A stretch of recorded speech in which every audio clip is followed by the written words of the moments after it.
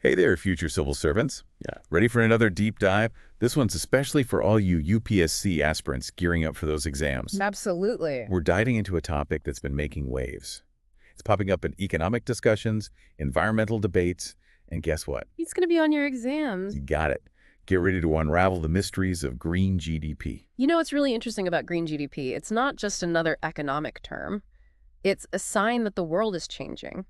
We're finally starting to understand how important our natural resources are and how much we need them if we want our economies to do well over the long term. Okay, let's break it down. Yeah. We all know about traditional GDP, right? That's been the go-to way to measure economic growth for ages. Right. But here's the catch. It doesn't consider the environmental cost of all that growth. It's like throwing a huge party and then completely ignoring the mountain of dishes and overflowing trash cans the next day. That's a perfect analogy. Traditional GDP only focuses on what's produced right now in the economy.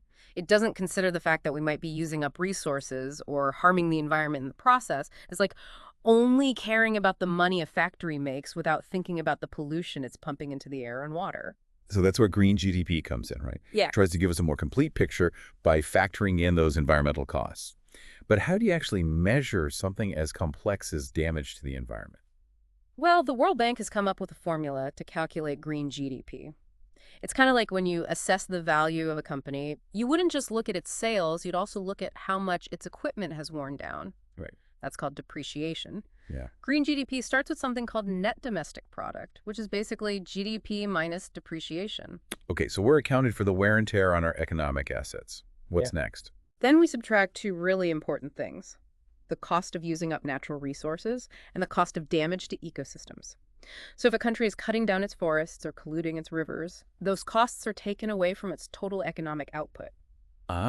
So even if some activity makes money in the short term, if it's not sustainable, it actually brings down the green GDP. It's like saying, hey, you made a profit by chopping down that entire forest, but you've also used up a valuable resource and probably hurt the ecosystem, so your overall gain is actually much smaller. Exactly. And here's where it gets really interesting for all of you UPSC folks. This whole idea of green GDP is directly connected to some key parts of your syllabus, like sustainable development, environmental economics, and policy analysis. Understanding green GDP is like finding a treasure chest of information for those exam topics. Absolutely. Now let's look at a real-world example of this happening right here in India.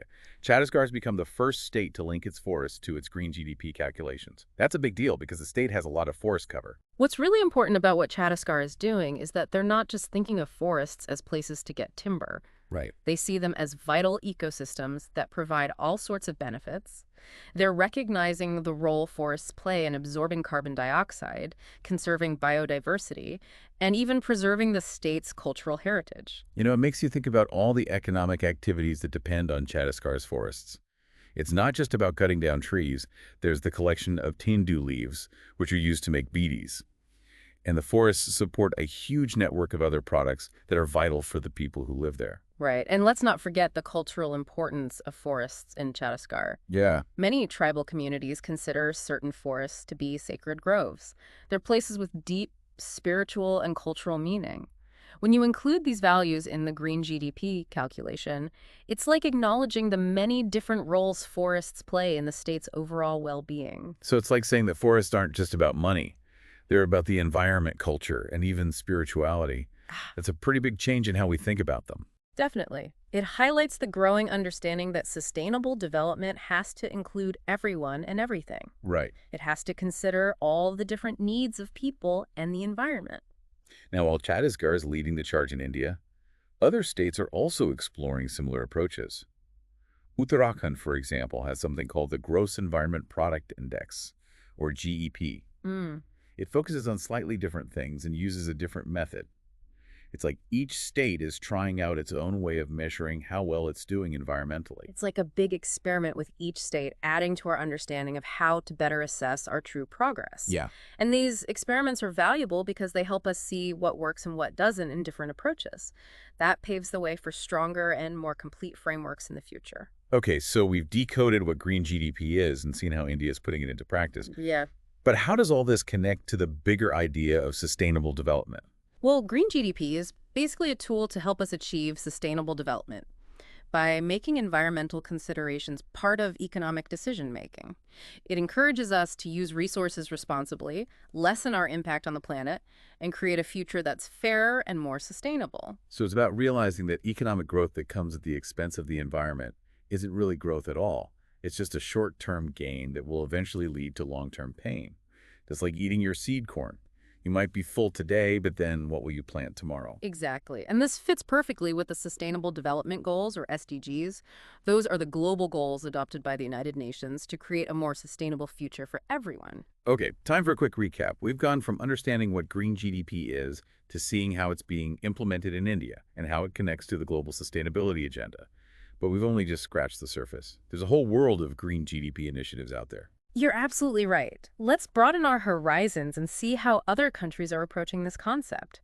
After all, learning from global examples is key for any UPSC aspirant aiming to craft insightful answers and demonstrate a thorough understanding of the topic. Sounds good to me. Let's go global. Welcome back to our deep dive into green GDP. As we were just saying, India is not the only one on this journey to find a better way to measure progress. There are a bunch of green GDP initiatives happening all over the world, and they all have their own unique twist. That's what I find so exciting about this whole concept. It's not a one-size-fits-all kind of thing. It's about countries finding their own ways to be sustainable while learning from each other's experiences. Exactly. Yeah. And for you, UPSC aspirants, this variety of approaches gives you a ton of examples to use in your answers. Right. It's all about showing that you get the nuances of the concept and that you can analyze different ways it's being put into practice. Okay, so let's take a trip around the world and check out some of these green GDP pioneers. Where should we start? Well, how about we head over to Bhutan? They've really redefined what it means to measure progress. Okay. They're famous for their Gross National Happiness Index, or GNH, which puts well-being and environmental sustainability at the heart of their development policies. Bhutan, always ahead of the game when it comes to thinking outside the box. I remember reading about how they prioritize things like psychological well-being, how strong their communities are, and preserving their culture.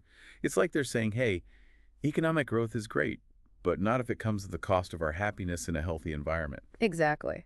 And while GNH isn't exactly the same as green GDP, they share a similar philosophy. Yeah. They both emphasize that you have to consider environmental and social well-being along with economic indicators. So Bhutan is basically saying, look, GDP is just one part of the picture. Right. We need a more holistic approach, one that takes into account the things that really matter for people to flourish. Exactly.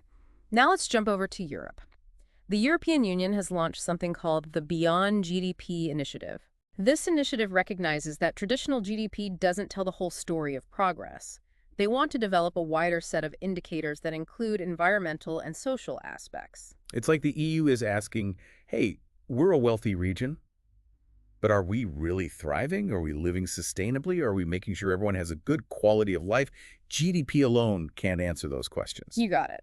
The Beyond GDP initiative is all about moving past just looking at economic output. It's about taking a more comprehensive approach to measuring well-being.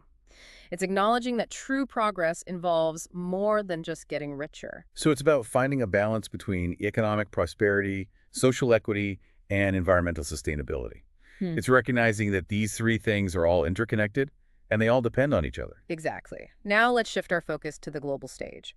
The United Nations has created the System of Environmental Economic Accounting, or SEIA. Okay, I've heard of SEIA. It's like a massive accounting system for the entire planet, right? That's a great way to put it. SEIA gives us a standardized way to measure the environment and how it relates to the economy. It helps countries keep track of their natural capital, figure out the environmental costs and benefits of economic activities, and incorporate environmental considerations into their national accounts. So it's like giving countries a set of tools to measure their environmental assets and liabilities, just like they keep track of their financial assets and liabilities. Exactly. And this data can then be used to make better policy decisions, see how well they're doing on their sustainability goals, and even develop new economic indicators like green GDP. It sounds like SEIA is playing a key role in helping countries transition to a more sustainable future. Absolutely. It's providing the data and the framework we need to make informed decisions about how we manage our natural resources and ensure they're healthy and productive for a long time. Okay, so we've seen how Bhutan is focusing on happiness. The EU is looking beyond GDP. Yeah. And the UN is providing a global framework for environmental accounting. It's pretty inspiring to see all these different approaches popping up all over the world. It really is. And while we've just highlighted a few examples, there are lots of other countries experimenting with green GDP and similar ideas. China, for instance, has been adding environmental costs into its national accounts. And Norway is well known for its focus on managing resources sustainably. So it's a global movement with countries all around the world realizing that we need a better way to measure progress, one that considers the health of our planet. Exactly. And this global momentum is important because it creates a feeling of shared responsibility and encourages everyone to work together. It's not just about individual countries doing their own thing anymore. It's about collaborating to build a more sustainable future for all of us. Okay, we've explored the positive side of green GDP, the innovative approaches, and the global movement. Yeah. But let's be real for a second. This concept has its challenges, right? I mean, actually putting it into practice is a whole other ballgame. You're absolutely right. Like with any new approach, there are obstacles to overcome and things can get complicated. All right, so let's dig into those challenges. What are some of the roadblocks that countries are hitting when they try to implement green GDP? Well, one of the biggest challenges is just how hard it is to measure environmental damage and put a value on what ecosystems do for us. Right. How do you put a price on clean air or a healthy forest? How do you quantify the loss of biodiversity or the impact of climate change? Yeah, it's like trying to compare apples and oranges. Mhm. How do you convert those environmental values, which are hard to grasp, into a dollar amount that can be included in an economic indicator? Exactly. It's a really tough task. It requires using advanced methods and having really good data collection systems. Hmm. And even then, there's always some level of uncertainty and subjectivity involved. So it's not as simple as just plugging numbers into a formula. Hmm. You need a lot of scientific and economic expertise to come up with accurate and reliable green GDP calculations. Absolutely. And this brings us to another challenge. Do we have enough data and is it good enough? In lots of countries, there just isn't enough reliable information about environmental conditions, resource use, and pollution levels. And even when data does exist, it might not be consistent or comparable across different regions or over time. So it's like trying to build a house without having all the blueprints. You can end up with something that's not very sturdy. That's a great analogy. Without accurate and complete data, green GDP calculations can be misleading and actually end up hurting the whole concept. Okay, so data is a big hurdle. Yeah. What else is stopping green GDP from becoming the main way we measure progress? Well, there's also the issue of whether governments are willing to do it and whether they have the ability to make it happen. Implementing green GDP requires a big change in thinking. It means putting long-term sustainability ahead of short-term economic gains. Right. And that can be a tough sell for governments that are under pressure to deliver quick economic results. It's like asking someone to choose between a sugary treat that satisfies their craving now and a healthy meal that will nourish them later. Right. We're naturally drawn to instant gratification. Exactly. And even if the government wants to do it, they might not have the right people or enough money, or they might be stuck in bureaucracy that slows everything down. So it's not enough to just have a good idea. You need the resources and the support Yeah, to put that idea into action. exactly. And lastly, there's the challenge of making sure the public understands and supports this. For green GDP to really work, people need to get what it is, why it matters, and how it affects them. It's like trying to introduce a new type of money without explaining what it's worth or how to use it. Yeah, People are probably going to be hesitant and resistant to change. exactly. To get people on board with green GDP, we need to communicate, educate, and engage with them effectively. It's about explaining it in a way that's easy to understand and relevant to their lives, highlighting the benefits, and addressing any concerns they have. Okay, so we've uncovered some pretty big challenges. Figuring out how to measure it, the data limitations, political will, institutional capacity, and public awareness. Mm. Seems like we've got our work cut out for us to make green GDP a reality. Oh, definitely. But these challenges aren't impossible to overcome. With more research, innovation, and collaboration, we can clear these hurdles and make a future where green GDP is the standard way we measure progress. And before we wrap up this deep dive, let's bring it back to you, our dedicated UPSC aspirants.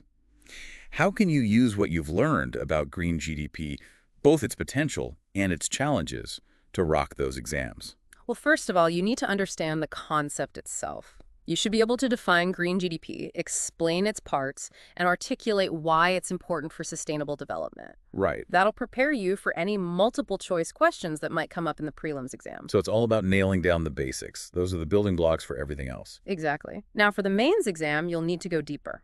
Imagine you're asked to write an essay on green GDP, a pathway to sustainable development in India. You'd need to show a deep understanding of the topic using both theoretical ideas and real-world examples. So it's not just about repeating definitions. It's Yeah. about showing that you can analyze, evaluate, and connect information.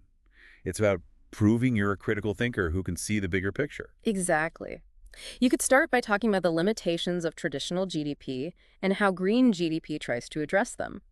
Then you could dive into India's experience with green GDP, highlighting examples like Chhattisgarh's initiative and comparing it to other approaches like Uttarakhand's GDP. Okay, that's starting to sound like a well-organized and insightful essay. What else can our aspiring civil servants do to impress those examiners? Well, you could also talk about the challenges of implementing green GDP both globally and in India specifically. This would show that you get how complicated it is and that you're not just presenting a perfect picture. So it's about being realistic, recognizing the obstacles, and maybe even suggesting possible solutions. Exactly. And you can even draw connections to other relevant ideas like the Sustainable Development Goals, environmental economics, and policy analysis. This would show that you can make links between things and see how green GDP fits into the wider goal of sustainable development. Wow, this is all starting to sound very strategic and exam-focused. It's like you're giving our listeners a roadmap to success. Well, I wouldn't say it's a guaranteed recipe for success, but it's definitely a good place to start. Remember to do well on the UPSC exam. You need more than just knowledge. You need critical thinking, analytical skills, and the ability to express your ideas clearly, concisely, and persuasively. All right, future policymakers. We've gone from the theoretical basics of green GDP to the practical challenges of putting it into practice, and even talked about how to ace those UPSC questions. But our deep dive isn't quite over yet. There's one last piece of the puzzle to explore. You got it. Let's wrap things up with a thought-provoking question, something that will stick with you long after this episode is over. Intriguing. I'm ready to get those brain cells working. Hit me with that final thought. Okay, we're back for the last part of our green GDP deep dive. And you know what I always find so fascinating about these final thoughts? What's that? It's like they plant these little seeds in your mind, Mm-hmm. and then those seeds grow into whole new ways of thinking. Exactly. So here's something to think about. We've seen that green GDP is gaining momentum around the world. But what if it really took off? What if it actually replaced traditional GDP as the main way we measure a nation's progress? How do you think that would change things? Whoa, that's a big question. I mean, right now, GDP is like the gold standard of economic indicators. It's what everyone focuses on. Hmm. But if we got rid of that and put green GDP in its place, well, that would be a huge shift. Imagine a world where the health of the environment and sustainability weren't just afterthoughts, but were at the core of every economic decision. Right. Governments wouldn't just be chasing economic growth no matter the cost. They'd be encouraged to protect their natural resources, put money into renewable energy, and support sustainable practices, because that's what would make their green GDP go up. So it's like we're flipping the script.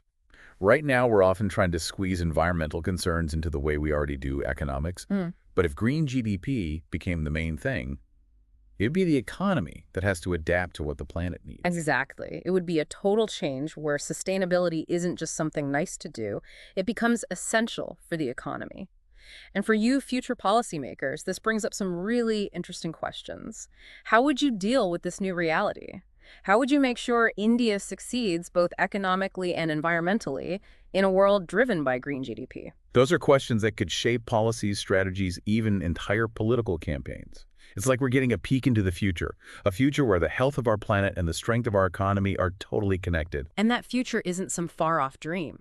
It's something that's being created right now by the choices we make, the policies we put in place, the things we value. So it's a call to action for everyone, especially those who want to lead and shape India's future, to really think about how we measure progress, to challenge the old ways of doing things, and to fight for a vision where economic growth and environmental sustainability go hand in hand. And don't forget, knowledge is power.